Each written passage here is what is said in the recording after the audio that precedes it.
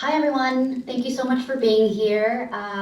It's So Yun. Call me So or So Yun. I think when I started the short, I think I didn't know what it meant to make a feature, so I didn't make it till I thought I saw an ending. So it was a year later after we went through the film festival circuit with the short film, and it was actually a scene where Danny reopens his store, rebranded as Skid People's Market, and it was in that moment where I was thinking, oh my god, I have an ending. So from there, I kind of just envisioned what I would want my favorite film to look like. And so, of course, throughout the process, it did change because we could have never anticipated the pandemic. We couldn't have anticipated George Floyd's death. I think there were so many things in life that that we didn't just know. But I think that, of course, at the core of the film, I always had a vision, and I kind of stuck to that vision. And of course, we could adjust it slightly, but I feel like it was exactly the way that I wanted it to have the film from the beginning. So I had the liberty to never really make compromises. I kind of just stuck with my guns and try to follow things through because so much of the filmmaking process, I think people might be like, well, why don't you make it about this or make it about that? And for me, I was like, well, I'm just trying to stay true to myself and our story. I cannot represent every Korean person out there. Sure, I made this for Korean people and the Korean community, but I think that our lives might, it varies. So I think that as long as I stay true to my own experience, my parents' experience,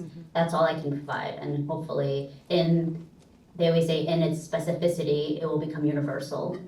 No, and I think you accomplished that very well, and your instincts led you to creating such a beautiful piece of work that I think even in that time of going through the pandemic, we're those of us here at the Boston Asian American Film Festival in Boston here really think about how art is really medicine, and that this is such a healing film and story that you've really created here. So much, especially this series that we are presenting this under is called Shared Stories, where it's a collaboration with essentially the POC festival here in Boston, the CineFest Latino and the Asian American Community Festival, and this sort of intersectionality that you are weaving, different communities in and out of each other, really was beautiful and speaks so much to the time that we are here right now. Could you share a little bit more about, so I understand the film had its premiere on PBS last fall, I believe, last summer, last fall, about then. And I noticed that you have a wonderful discussion guide that accompanies the film as well. Could you just share a little bit more about sort of where the film is going, how people might be able to access it? I can imagine, folks here who are in the audience might want to go back and share it with their other communities that they're a part of. Well, I think for us, it was like, how do we make this as accessible as possible? So I'm glad that PBS came through. We did have a short window last year where it was free, but I think now you have to be a member of PBS to be able to view it. But if you have a library card, it's also free on Canopy. So if you're a student, anybody can access it. So I definitely recommend Canopy. Otherwise, it's streaming on Amazon, Google Play, just any streaming site where you can watch and buy movies. And so, but I always recommend wherever it's accessible, and you can get it for free. So definitely check out Canopy. Wonderful, thank you. I'd love to maybe just pivot a little bit to both Hugh J and Linda here to sort of actually share. So one of the other points that we like to do in our conversations is try and ground the things that we are seeing reflecting in the film with what is actually happening here in Boston. And Linda, with you in your work at KACL, also like in your legal profession, but you wear so many different hats. A lot of hats, very impressively, well, all of them. I would love for you to share actually maybe a little bit more about, sort of what it was that you saw in the film that you're sort of seeing represented here, yourself especially sort of in the space that you hold amazingly, being Blasian and being a leader in all of this. Oh, that was packed. That was packed. Hi, everyone. Thank you all for coming out.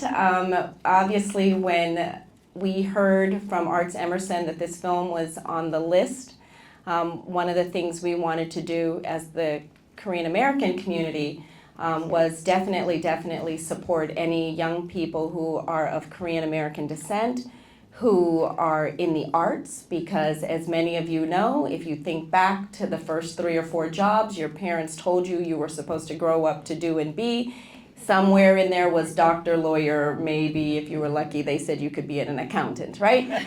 So nowhere in that list would it ever be that you could be a filmmaker. Nowhere in that list would they encourage you to be a film star. Nowhere in that list would they be thinking you were going to be the next K-pop superstar, right? So I just want to say that it's amazing that the community came out. It's amazing that, you know, the Korean newspaper is here. That's one of the biggest resources that we have in the community to stay connected. And then when I looked at this film, the first thing I thought about was the time in my life where I agreed to open a liquor store for my mother. And it was in Wareham, Massachusetts, and the trials and tribulations that she went through.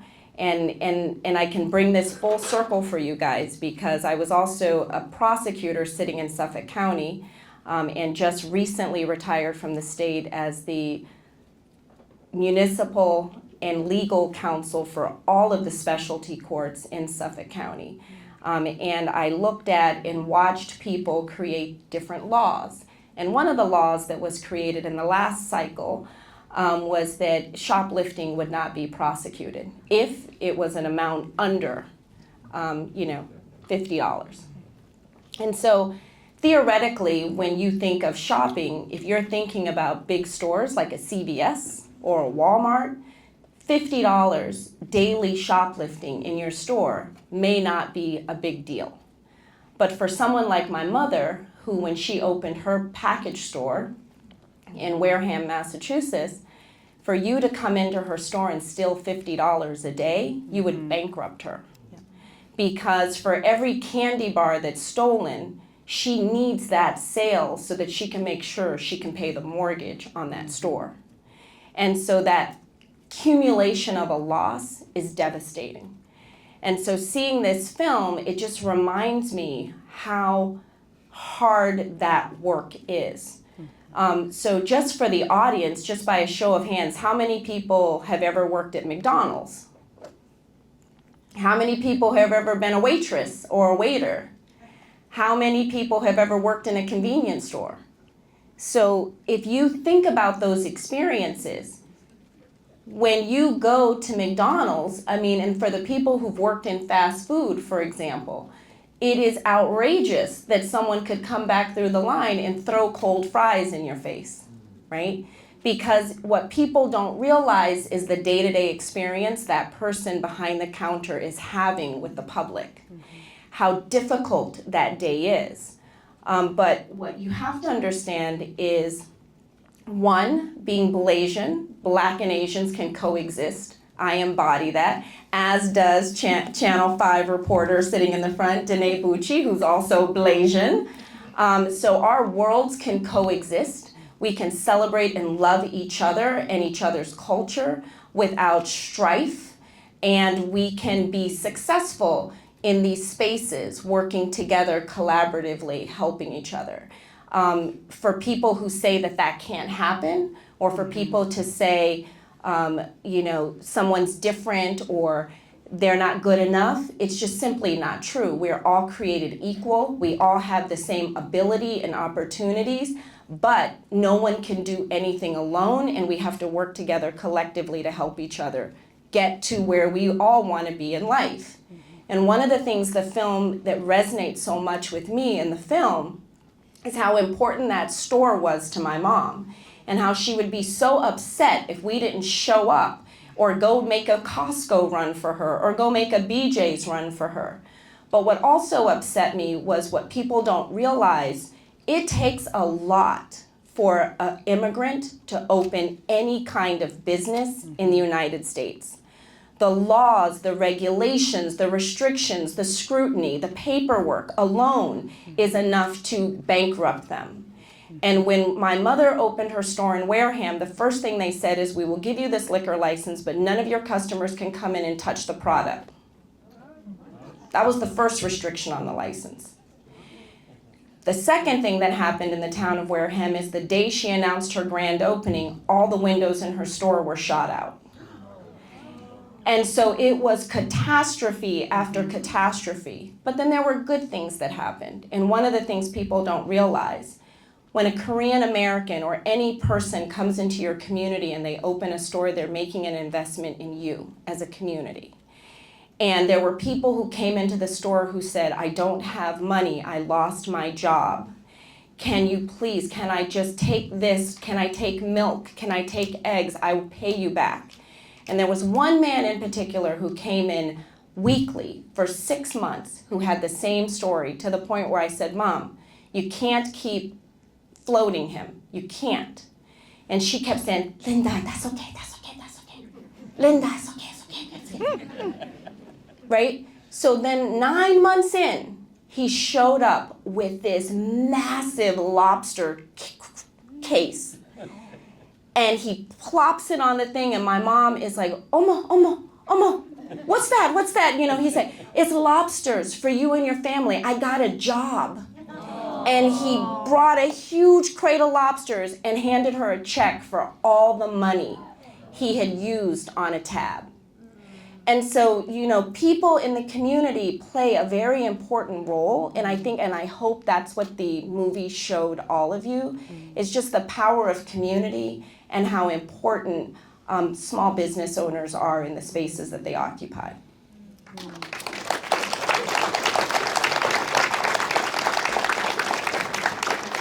That's wonderful, and I think that's actually a wonderful segue to QJ.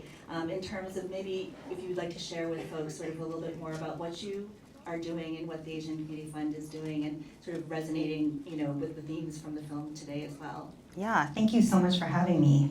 So I'm QJ. I'm with the Asian Business Empowerment Council. We're seated at the Asian Community Fund.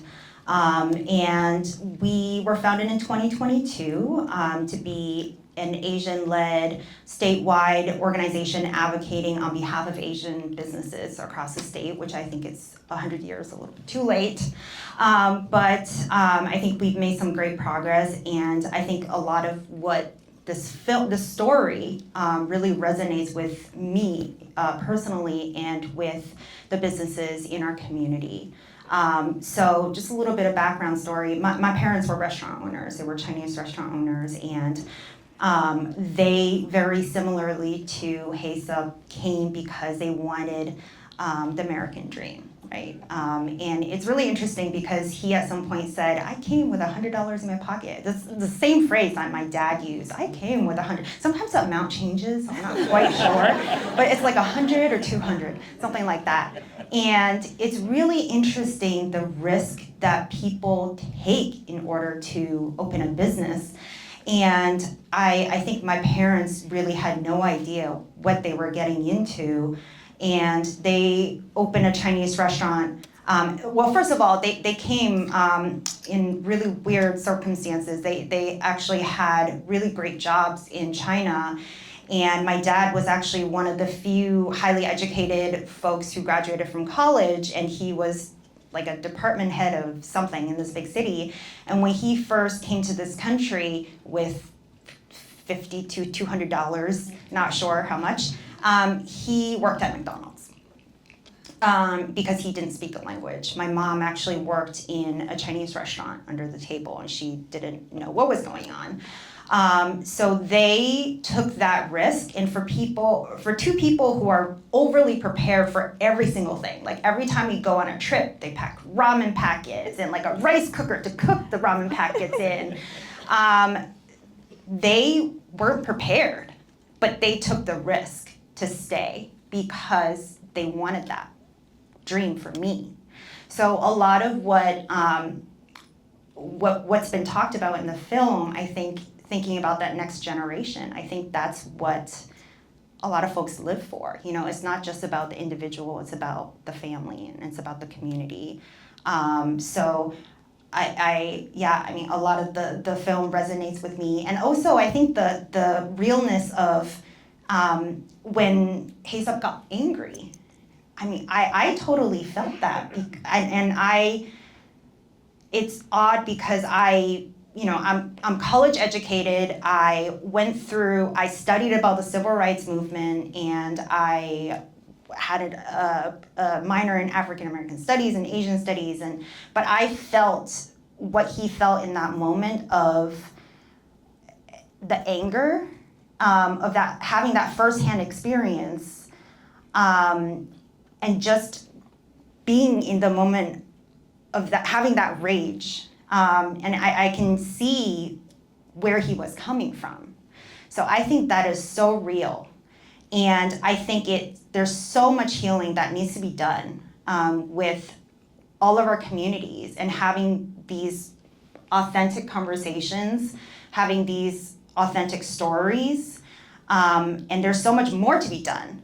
So that's part of our work also at the Asian Business Empowerment Council, is not only working with the Asian community, but also working with other communities as well. So recently, I testified at a hearing for the governor's economic development bill, which would unlock about, I think, $45 million for small businesses. But I did that alongside folks at the Black Economic Council of Massachusetts, Amplify Latinx, because we are all in this together. We have a shared vision, right? Like, we want equity, we want inclusion. We've all been excluded at one point in in our lives, and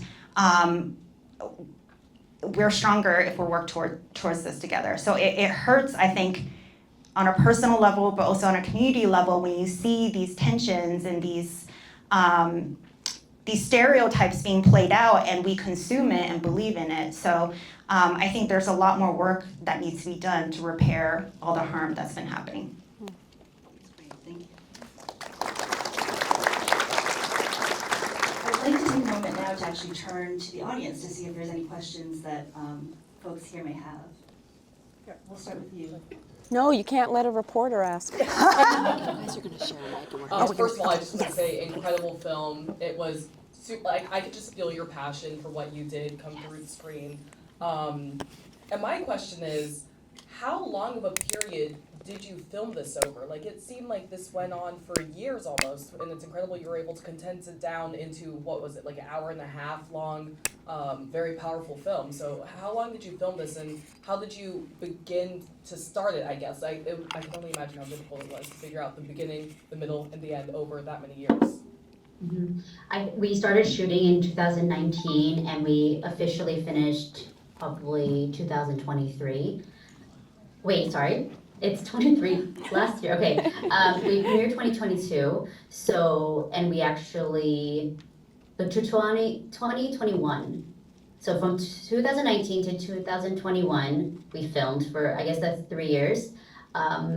I think for us, we did initial three full shoots, but of course things kept coming up, life kept coming up, and a lot of the people that I was working with actually left the film industry. And that's kind of partly why I ended up taking over and just shooting myself. And so moments with my dad, it was just me.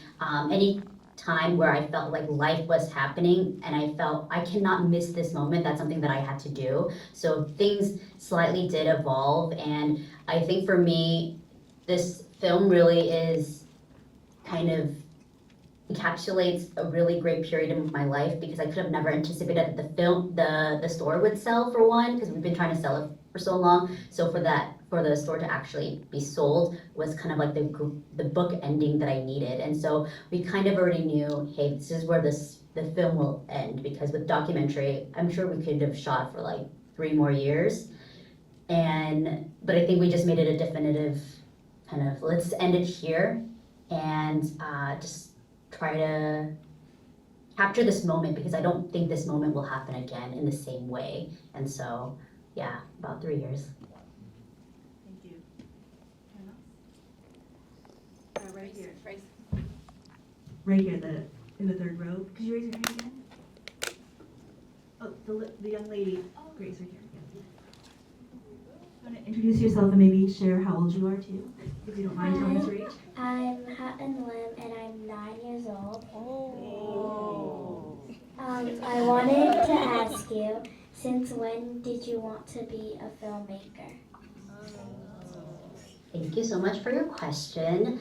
I think even growing up, I didn't know what I wanted to do. I didn't know what I wanted to be. I wasn't very good at school. But I think for me, I always had this sense where I was like, I want to change the world. But how do I change the world? And it wasn't until I took a film course and I didn't even know I wanted to be a filmmaker because I didn't really see any Asian American female directors out there. And it wasn't until my mid-20s where I was like, let me just try this. Sure, I went to film school and I studied film in college, but I didn't take it that seriously.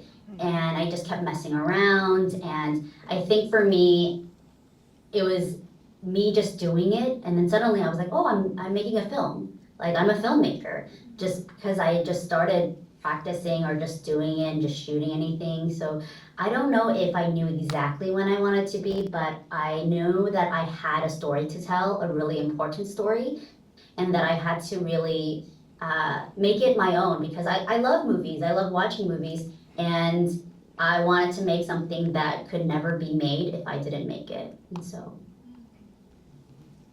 thank you.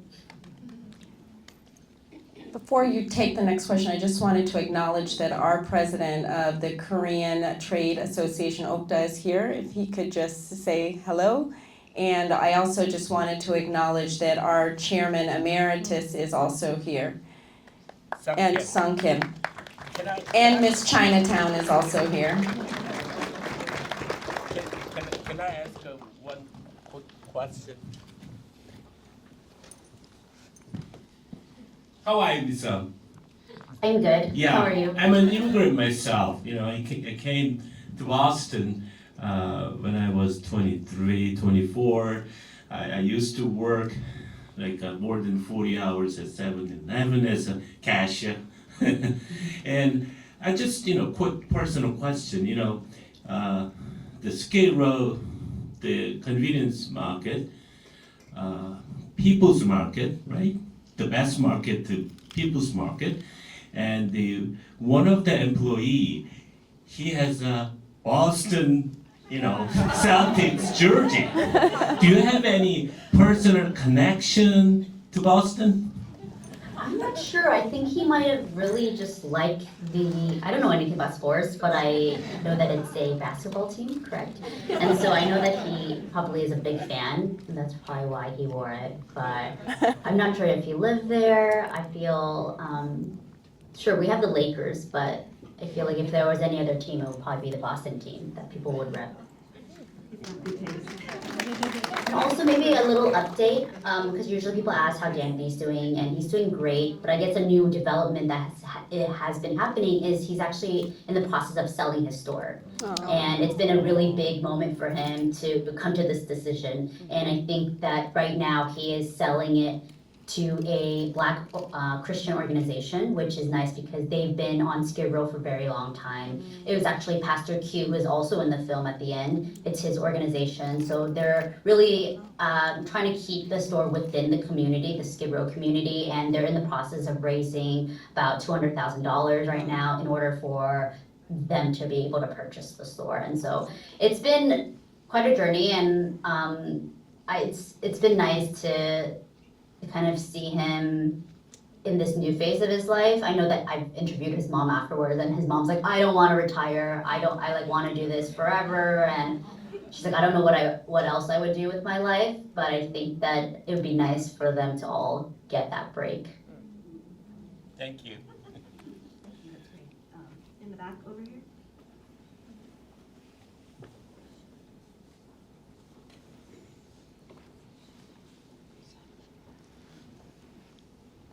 Hi, my name is Jenny. So Jen, thank you so much for making this film. As a daughter of immigrant small business owners, I so much of your film, just a lot of themes resonate with me, so thank you. I'm curious, because you did choose to include shots during the pandemic in your story, I'm curious what maybe like anti-Asian violence might have looked like during that time when Asians were being scapegoated for the virus. And I guess kind of, the question is coming up because I really appreciated Linda sharing basically how, like an example of how community showed up for her mom, when, you know, in a time where her mom like showed up for that community member, and just there's so many depictions of Korean solidarity for the Black community during, you know, when things were really live for the Black Lives Matter movement. So I'm just kind of curious if you thought about including ways that, say, maybe like folks in the Black folks in your community showed up for Asians during the pandemic. Thanks, Jenny, for the question. I think within the film, I think I had to stay focused, so I couldn't add in everything because, of course, while there was the Black Lives Movement, also a lot of anti-Asian hate was happening at almost exactly at the same time. And people were also, I know a lot of Asians felt, well, I showed up for Black people, why are they showing up for me? That was I felt like a lot of the sentiment. And for me, a personal feeling for me is that I don't expect Black people to show up for me. They don't owe us anything, I feel. I do feel like because so much of what Black people have gone through does kind of trickle down to Asian struggle as well, that for us, this is kind of like an all boats rising situation, whereas vice versa, I don't really expect it from anybody else, whether it's Black people, white people. Like, I think it's nice, but I think that for us as Asian people, we don't have as much of a, I would like to think that there needs to be a little bit more solidarity within the Asian American community. So I know that especially in LA, we did see that, and a lot of Asian people came together trying to figure things out. And then of course, in the process, a lot of people showed up. In particular with Skid Row or any of the stores, I'm not sure because I haven't really talked to them like how they felt about it, because especially on Skid Row, things are happening constantly. Whereas I know that when anti-Asian hate was happening, even within just myself and my friends, like we were hyper aware just because we're seeing it on the news, we're seeing how it's being played out, and also I think we were always wary of what the media is showing us, because it is there to almost as to divide us, to steal our attention away, to not work towards solidarity. And I think we were just trying to be like, there's so many fights that we are fighting daily. And so we were like, let's try to figure out all these things are happening. What is our bandwidth and what can we do? And I think it was a really tough time. It's still going on. And it was something that as Asian people, for some reason, of course, I think it was amplified, but I think, especially for me, growing up in Koreatown, it's been a constant thing. Like, Asian people have been being attacked for years. It's just that now we're actually being recognized. We're actually being shown in the media. And I don't know if it was part of other media's agenda, because they were like showing anti-Asian hate as well as Black Lives Matter, and also like pushing their own agenda of the perpetrators or the attackers to be mainly Black Americans, when in reality, statistically, it's a lot more white Americans or white people. So I think that a lot of these things were happening at the same time. And I think for a lot of us, we were trying to stay focused and not let outside perception or anything else dissuade from, like, separate us from the action of solidarity. So sorry if I didn't answer your question, but I have a lot of thoughts, just because I know that it is such a loaded subject, and it's something that I am still thinking about all the time. And I just want to add to that, and then I'll let you add to that, because we were all part of that experience. And Wilson and Esther Lee are here in this room, and they know, because we had Ryan Nguyen, who spearheaded an anti-Asian hate movement in Boston, drawing out thousands and thousands of people in the Boston Common. And the people who showed up in the Boston Common were not just Asians. It was everyone from all walks of life, all different races and ethnicities. At the end of the day, just like in the civil rights movement, the world doesn't act when they see people being hurt, even if they think it's wrong. Because many people thought that the civil rights movement and the way Black Americans were being treated was wrong. But good people stayed back and did nothing. And it wasn't until the children in Alabama walked out of schools and the world watched as fire hoses and dogs were unleashed on school children, and they were rounded up like cattle and thrown into the fairgrounds and pressing their faces against the gate. There were so many of them in there. That the world said, shame on America, look at America, look what it does to its children. And then people started to perk up and pay attention and say, well, wait a minute, I get that you're treating black men like that, but you can't treat children like that. And so, we have to get to a place in society where we start calling out people for doing things that are just simply wrong, and having a basic respect for human rights and human dignity and people. Because at the end of the day, all of us sitting here want the exact same thing. We want to wake up every morning, we want to go about our day, we want to take care of our families, we want to provide for our children, and we want to come home and go to and from school safely. We don't want people robbing us, we don't want people hurting us, we don't want people violating our spaces. But that takes a collective effort. And one of the things that I love about this room is that everyone showed up in this space when you could have done something else on a beautiful, sunny Friday evening. But it shows the power of community. And we all showed up, not because many of us are here, they didn't know anything about this film or why they were coming. They knew one thing, that it was a female Korean film director, and that was rare. And they had to show up and be in this space to show her how much we value the risk she has taken with her own life and in her own career. And so Thank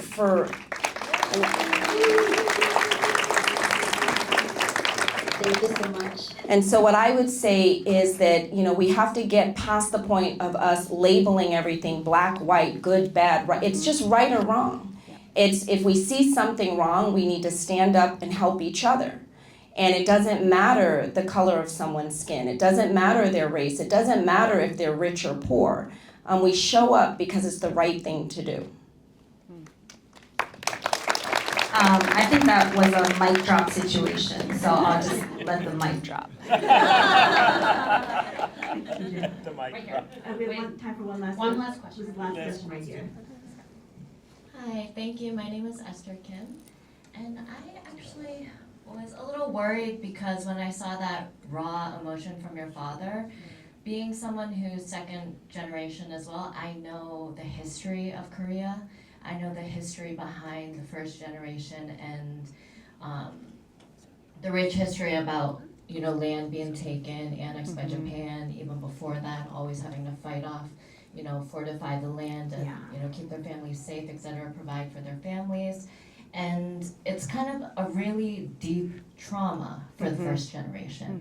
And I noticed that there's not a lot of history about that in your film, and I'm just wondering, just because I know that, I was able to somewhat, understand why, not somewhat, but understand why he got upset. But for other people in the audience who might be, African American, they might have saw that and really thought like, hey, that kind of rubbed me the wrong way, and not be able to get past that without knowing the historical trauma of being taken, like when he got so upset about things being taken, I could see that rawness of something being stolen from him, which stems, I know, from the past that Korea's had as a nation and as a people. And I'm just wondering if you've had conversations about that with your father, and if you thought of possibly incorporating that into the film. Thanks, Esther. It sucks because so much of filmmaking is so formulaic. It's almost like playing Mad Lib, and that you have to really, how do I tell a very concise story in 90 minutes? So there were so many things I wanted to cover, but I couldn't, just for the sake of, it's a movie. I also need to entertain people. It also needs to always go back to the thesis of what am I trying to say? So I think that it would have been nice, but it would have been just a lot of exposition, a lot of explaining of things, and that's, I also knew that's not my film. I cannot cover everything. And even when I talk about it with my dad, I know that my dad, the way that I see it, and the way that he talks about it is because he grew up in poverty and he wasn't very politically active at all. Like the way that I sense or get from him is that he grew up in such a in a neighborhood poverty level that he didn't really understand what was going on. And I know that Bong Joon-ho has said his generation, he was in college, everybody was so politically active in his college. And maybe that's the next generation where people are more activated and really want to participate. Whereas I feel like when I look at my dad and the way that he talks about it, it's almost like he kind of knows what's going on, but he doesn't. And maybe because he didn't really have access to education, just anything, that he kind of felt the remnants of the government and what was happening, but not personally. And so all he kind of, especially as you know in the film, he just goes by his experience. Like, we were just trying to find food, we were trying to do this, and it's really like day-to-day stuff and not really seeing the bigger picture of the colonization, the having your cultural identity and land completely stripped away from you. And so it's really something, I haven't talked to him extensively, but when I have, just very briefly, because I like to talk about his father too, who died when he was young, and that's something that he has told me. So he doesn't really go into deeply about like what was happening in the world, rather than like what he was doing and where his family was at, and then him just coming to America. And so that's kind of the sense that I get from him, that I'm not sure if he was engaged or not, but I think maybe that's something I'll have to go back to and talk to him more about, just because it is so important, and I don't think he's ever really mentioned it. So I'll just say a fun fact as to the colonization stuff. In the Korean War, the first largest army to liberate and free Korea from Japanese colonization was the United States intervening. The second was the Turkish military. The Middle East plays a very important role in Korean history. But because they don't teach everything in schools to children, sometimes people will hear terms like the Middle East, and the connotations or the stereotypes that draw up in their mind are very different. But I think it's important for Korean children and Korean Americans to know and understand who the people were that fought alongside them, so that they could have the opportunities and be one of the 6 largest, not largest, but most powerful economic systems in the world. And to recognize the contribution different people play. And I see our board member, Robert Campbell, yes? I know we're coming to an end.